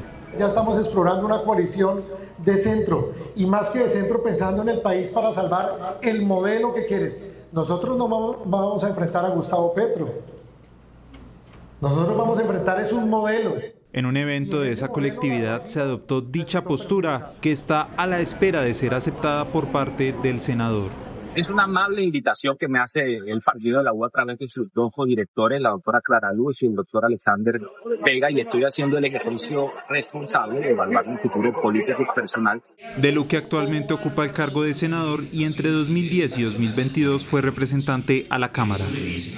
La administradora de Recursos para la Salud, la ADRES, aseguró que en los últimos 2 años se ha aumentado en más de un 20% el aporte del presupuesto general de la Nación al sistema de salud. Ante la insuficiencia de recursos del sistema de salud denunciada por varias EPS y expertos y la solicitud de girar 2.5 billones de pesos del presupuesto al aseguramiento realizada por esas mismas entidades y exministros, desde la ADRES aclararon que en los últimos años el aporte del presupuesto general al sistema ha incrementado. Tengo que decir claramente que el aporte del gobierno nacional creció un 25% en 2023 con respecto a 2022 y va en 21% este año porque todavía hay adiciones. ¿Ustedes creen que el presupuesto nacional se puede dar el lujo de crecer anualmente o de que crezcan partidas al 25 y al 20% todos los años? El presidente de la República también afirmó que no se realizará el giro solicitado. El Consejo de Estado ordenó a la Procuraduría convocar al concurso de méritos para proveer cargos que están vacantes. La sección quinta del Consejo de Estado ordenó a la Procuraduría convocar un concurso de méritos para la contratación de funcionarios del Ministerio Público. Esto con el fin de proveer los cargos de carrera que se encuentran vacantes de manera definitiva. Según el fallo, la Procuraduría, a pesar de tener 2.776 cargos vacantes en diferentes niveles, entre asesores, ejecutivos, profesionales, administrativos y operativos, no ha procedido a convocar el concurso correspondiente. Por eso el Consejo de Estado llamó la atención a la Procuraduría porque el último concurso de méritos convocado por esa entidad fue en 2015, como consecuencia de una orden dictada en el marco de un fallo de la Corte Constitucional. La Cámara de Representantes dio a conocer una certificación con la que se confirmaría la versión de la vicepresidenta Francia Márquez sobre el rebote de los mensajes enviados desde el Ministerio de la Igualdad a esa corporación legislativa.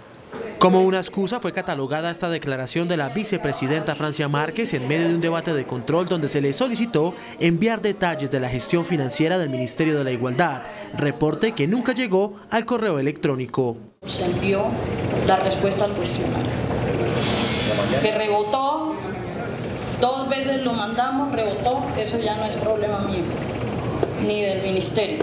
Tras la polémica generada, la Oficina de Planeación y Sistemas de la Cámara emitió este certificado donde confirma la falla técnica en el sistema.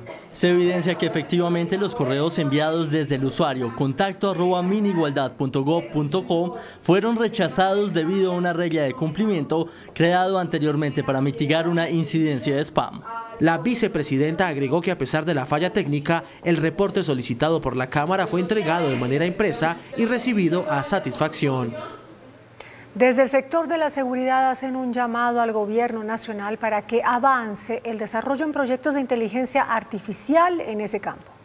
Tras los esfuerzos del gobierno en convertir al país en un centro regional de inteligencia artificial, sectores como la seguridad hacen un llamado para que se implementen proyectos como estos en el país. Si no la impulsa, pues nos quedamos atrás, porque todo el mundo está hablando de la inteligencia artificial. En la inteligencia artificial, si bien es absolutamente necesaria, tenemos que aprender a conocerla. Agregan que la inteligencia artificial puede contribuir a combatir uno de los problemas sociales más grandes en Colombia, la inseguridad. Es muy importante este sistema, así que el gobierno empiece a incentivar, estamos apoyando para que el gobierno invierta en esta tecnología a través de la inteligencia artificial y podamos mejorar la seguridad de la ciudad a través de esto. Discusión y opiniones que se dieron en medio de la Feria de Seguridad desarrollada en Bogotá. La Reserva Federal de los Estados Unidos anunció que llegó el momento de hacer un recorte en las tasas de interés. De otra parte, la popularidad de la candidata demócrata Kamala Harris se disparó. Las noticias del mundo en Noticentro 1 CMI. El presidente de la Reserva Federal, Jerome Powell, afirmó que ha llegado el momento para hacer ajustes en la política monetaria e iniciar una bajada de los tipos de interés, puesto que la economía estadounidense sigue creciendo a un ritmo sólido, pero los datos sobre inflación y mercado laboral muestran una situación en evolución, en la que los riesgos al alza para los precios han disminuido. En Estados Unidos, la popularidad de la vicepresidenta Kamala Harris y del mandatario Joe Biden se disparó de junio a agosto. La valoración del actual aspirante a la Casa Blanca subió 13 puntos y la del presidente 7. El fiscal venezolano Tarek William Saab anunció proceso de investigación por desacato y desobediencia contra el ex candidato opositor Edmundo González. Asimismo, confirmó que González en los próximos días será citado para testificar tras ser declarado en desacato por parte del Tribunal Supremo. El canciller Luis Gilberto Murillo aseguró desde México que Colombia seguirá buscando una transición pacífica en Venezuela. Desde la Embajada colombiana en México, el canciller aseguró que el gobierno sigue firme en mediar ante la situación política en Venezuela. Nosotros seguimos en consultas y dialogando sobre cómo podemos facilitar y mediar en términos de la situación en Venezuela. Ustedes conocen los pronunciamientos que hemos hecho conjuntamente con Brasil, nuestros dos países y también Brasil. Y nosotros nos mantenemos obviamente en esa posición, pero vamos a seguir en estas conversaciones y consultas. Asimismo, el canciller aseguró que buscan reforzar las relaciones con el gobierno entrante en México y entregar respuestas a los migrantes colombianos. Queremos una migración que sea solidaria, que sea humana. Y esa es la perspectiva de Colombia, donde somos un país de acogida. Hemos dado acogida a cerca de 3 millones de migrantes, mujeres y hombres en nuestro país. El gobierno de Colombia y México también buscan reforzar la cooperación binacional en temas de seguridad y lucha contra las drogas. El ministro de Hacienda, Ricardo Bonilla, explicó que gran parte del presupuesto del 2025 se destinará al pago de la deuda. El ministro de Hacienda dijo ante exportadores en Barranquilla que la mayor dificultad a la hora de elaborar el presupuesto de 2025 es atender el pago de la deuda, para lo cual la asignación es de 112 billones de pesos, es decir, el 21% del presupuesto. Y la mayor inflexibilidad es pagar deuda y eso le quita espacio a la inversión. Entonces el presupuesto del 2025 tiene un incremento de pago de deuda de 95 a 112 billones y una reducción de la inversión de 99 a 82 billones. Es decir, lo que necesitamos es para reactivar la economía es la inversión y es donde menos espacio tenemos. Y fuera de eso no está financiada en 12 billones. Sobre los cuestionamientos por la nómina a cargo del Estado, Bonilla explicó la distribución. 27 billones son soldados y policías. La rama judicial es el 18% de los gastos de personal de Colombia. La rama judicial son las cortes, la fiscalía, los juzgados, todo lo que tiene que ver con este sector. Añadió que no cree posible una reducción del presupuesto en lo que corresponde al pago de nóminas. El hecho de que no se aumente la tarifa de peajes generará un déficit superior al billón de pesos. Esto lo aseguró Juan Martín Caicedo, presidente de la Cámara Colombiana de Infraestructura. El precio de los peajes está ajustándose y ya este año no hay más ajustes, lo que queda es para el año entrante. Así confirmó el ministro de Hacienda que pese a que en el segundo aumento en la tarifa de peajes del país realizado este año no se incrementó lo correspondiente a la inflación de 2023, como normalmente se hace, no habrá más aumentos. Desde la Cámara Colombiana de Infraestructura advierten un déficit. El déficit de los proyectos de concesión vial continuará creciendo a pesar de que las obras han sido construidas y entregadas por los concesionarios al Estado, gracias a la financiación aportada por recursos de los ahorradores que deben ser pagados, entre otros, con los ingresos por el recaudo de las tarifas de peaje. De hecho, de acuerdo con la Contraloría General de la República, el déficit generado por la no indexación suma 1 billón de pesos. También aseguran que esto puede afectar la confianza inversionista. La Comisión de Regulación de Energía y Gas toma medidas para garantizar el abastecimiento de gas en Colombia. El gobierno, a través del Ministerio de Minas y Energía, tomó las primeras decisiones para aumentar el abastecimiento de gas en el país, en el mercado interno. Estamos estableciendo contrataciones a 1 año para que los excedentes que vayan teniéndose en el mercado se puedan comercializar, y hemos también tomado una decisión para la capacidad de transporte de gas en el país, así como pues otras medidas, así que esas 2 resoluciones fueron aprobadas el día de hoy. También se espera mejorar la parte regulatoria, que represente poner más disponibilidad de gas en el mercado. Hemos venido trabajando a toda máquina desde la Comisión de Regulación de Energía y Gas. Durante los últimos meses hemos emitido cerca de 20 resoluciones en materia de gas. Se han aprobado las infraestructuras para el plan de abastecimiento de gas. La otra semana se estarían tomando decisiones sobre las importaciones de gas. La directora de Gestión de Impuestos de la DIAN, Cecilia Rico, reveló que cerca de 1.5 millones de contribuyentes ya han declarado renta.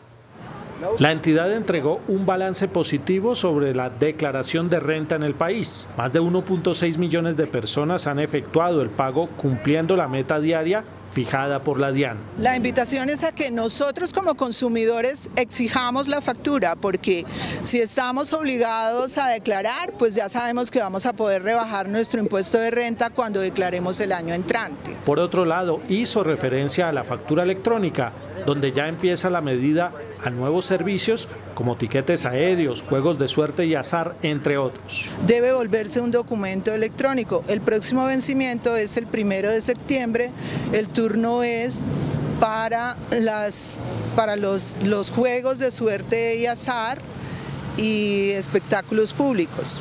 Entonces, también los tiquetes aéreos, estamos esperando que a partir del 1 de septiembre ya sea un documento electrónico. El recaudo esperado por declaración de renta es de 7 billones de pesos. El presidente de la Asociación Bancaria, Jonathan Malagón, aseguró que los nubarrones para el sector financiero ya desaparecieron. Durante una exposición en el Simposio de Mercado de Capitales en Cartagena, el presidente de Asobancaria afirmó categóricamente que se despejaron los nubarrones sobre el desempeño de la economía y que no habrá recesión. Veo con enorme satisfacción que se empezaron a despejar estos 3 nubarrones. Se difuminaron las nubes, se ve con muchísima más claridad el horizonte, y en las 3 dimensiones vemos la primera: recesión, no existió tal cosa. El vocero del gremio bancario dijo que hay buenos indicios de reactivación económica. Las estimaciones de crecimiento, de hecho, para el año entrante del Banco de la República son del orden del 2.7%, y si hubiera una corrección, uno creería que podría ser eventualmente al alza. Al sector financiero también lo tranquiliza el hecho de que el Banco de la República va a administrar 17 billones de pesos de los ahorros pensionales. El hecho de que esté allí el Banco de la República, doctor Villar, es un mensaje de tranquilidad para todo el mercado. La Agencia Nacional de Tierras alertó sobre una estafa perpetrada por falsos funcionarios de la entidad que ofrecen títulos de tierras a campesinos a cambio de dinero. La Agencia Nacional de Tierras ha alertado sobre una serie de estafas que afectan a campesinos del municipio de San Martín, en el departamento del Meta. Falsos tramitadores están engañando a los habitantes de la región con la promesa de venderles cupos para recibir tierras de la ANT. Los estafadores piden grandes sumas de dinero, hasta 7 millones de pesos, y luego desaparecen dejando a las víctimas sin los terrenos prometidos. Nosotros les alertamos tanto a los campesinos como a los ofertantes de tierra que ningún trámite en la Agencia Nacional de Tierras, ni para tener tierra ni para venderla, requiere intermediación. Así que es muy importante dejar eso, que si conocen de algún caso en particular, que nos den aviso para que nosotros podamos hacer las denuncias pertinentes. Felipe Harman recordó que los campesinos pueden verificar el estado de sus trámites en las oficinas de la Agencia Nacional de Tierras en Villavicencio. El viceministro de Trabajo, Iván Jaramillo, explicó que el gobierno prepara 35 decretos para reglamentar la reforma pensional y reveló que Colpensiones ya inició con el estudio y recopilación de historias laborales de los cotizantes. El viceministro de Trabajo reveló cómo avanza la implementación de la reforma pensional. Explicó cómo avanza el traslado de historias laborales y el fortalecimiento de Colpensiones. para todo el trámite de homologación y diálogo entre Colpensiones y los fondos privados, para toda la migración de historias laborales, etcétera. Hay que recordar que Colpensiones va a tener la centralidad de la administración del sistema y todo este tránsito está desde ya siendo implementado con el Comité de Transición Pensional. Sobre las demandas que cursan en la Corte Constitucional, el viceministro aseguró que no hay vicios en el trámite de la ley. Como todas las leyes puede ser demandada y es objeto de control constitucional. El llamado es a ser muy rigurosos en el estudio, a verificar si efectivamente hay una contradicción con las normas superiores, que el gobierno entiende que no la hay. En la Corte avanzan más de 100 demandas contra la reforma. El índice selectivo MSCI Colcap de la Bolsa de Valores de Colombia cerró a 1.331 unidades, a 0,3%. La acción que más subió fue la de Mineros, con un alza de 3,98% a 3.400 pesos. La acción que más bajó fue la del Grupo Sura, con una caída de 6,74% a 33.200 pesos. La acción más negociada de la jornada fue la de Bancolombia, con 13.309 millones de pesos, con una caída de 0,48% a 33.240 pesos. Y el dólar cerró a la baja. Indicadores económicos en Noticentro 1 CMI. La tasa representativa del mercado, que regirá hasta el próximo lunes, es de 4.030 pesos con 52 centavos. Los profesionales del cambio compran la divisa en 3.920 pesos y la venden en 3.970 pesos. Un euro cuesta 4.523 pesos. La libra de café en Nueva York se cotizó hoy a $2 con 47 centavos. El azúcar se transó en 18,40 centavos de dólar. El barril de petróleo WTI se cotizó a $74 con 96 centavos. El petróleo Brent, de referencia para Colombia, se cotizó a $79 con 2 centavos. Una acción de Ecopetrol cuesta 2.055 pesos. Hasta aquí Noticentro 1 CMI.